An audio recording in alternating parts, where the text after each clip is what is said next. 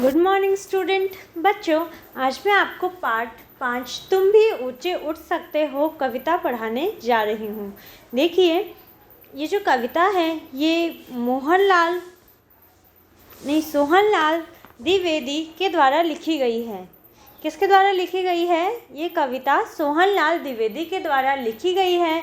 और इस कविता में आपको बताया गया है कि कोई भी इंसान जो बहुत ही मेहनत करता है और अपने वचनों पर या अपने जो उसने लक्ष्य बनाया है उस पर बिना हिले या बिना डगमगाए आगे बढ़ता है, वो जीवन में कुछ भी हासिल कर सकता है। और वो इतना ऊंचा उठ सकता है कि वो आकाश में जाके तारे तक को छू सकता है। तो ये इस कविता में हमें ये बताया गया है। देखिए, अब हम पढ़ना शुरू करते हैं। खड़ा हिमालय बता रहा है डरो न आंधी पानी से। क्या बता रहा है खड़ा हिमालय? कि ना, हमें आंधी और पानी से नहीं डरना चाहिए। हिमालय बिल्कुल खड़ा होकर हमें ये संदेश दे रहा है कि चाहे कितने ही आंधी और पानी क्यों ना हो, हमें क्या करना चाहिए? हमें बिल्कुल स्थिर खड़े रहना चाहिए। मतलब मतलब हमारे उस जीवन से क्या मतलब है कि चाहे कैसी भी परेशानी क्यों ना आए या आंधी या तूफान क्यों ना आ रहे हों, हमें बिल्कुल एक जगह अपने लक्ष्य पर स्थिर खड़े रहना चाहिए। अगर आपने किसी कार्य को करने का सोचा है तो आप उस पर बिल्कुल डटे रहिए, बिल्कुल डट कर खड़े रहिए कि हम तो ये कार्य करेंगे चाहे कितनी ही मुसीबत क्यों ना आए। खड़े रहो तुम अविचल होकर सब संकट तूफानी में। क्या बोलता है, क्या संदेश दे रहे हिमालय?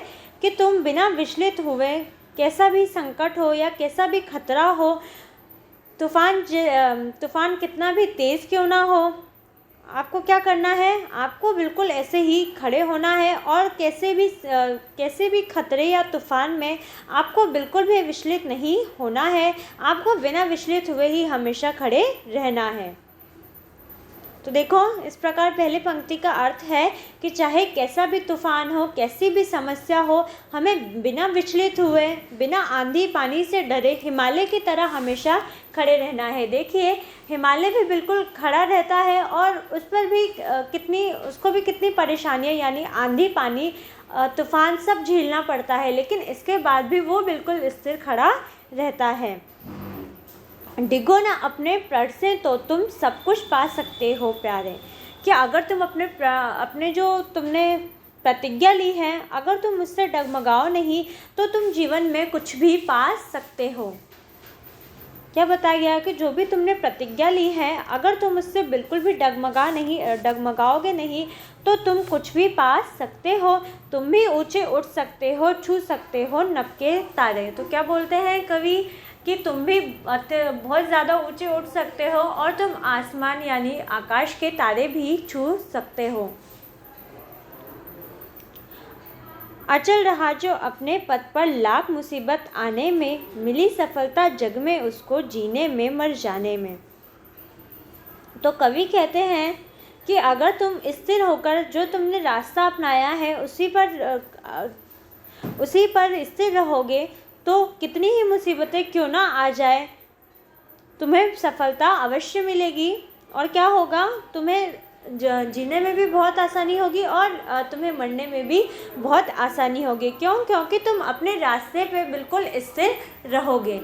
तो देखिए, एक बार फिर से बस हम इसकी अर्थ पढ़ लेते हैं। देखिए, पहली जो पंक्ति है उसका अर्थ है कि चाहे कितनी भी आंधी तूफान मुसीबत क्यों ना आए, हमें बिल्कुल हिमालय से प्रेरणा लेकर हमेशा खड़े रहना चाहिए, चाहे कैसे भी तूफान क्यों ना हो, कैसी भी मुसीबत क्यों ना हो। दूसरा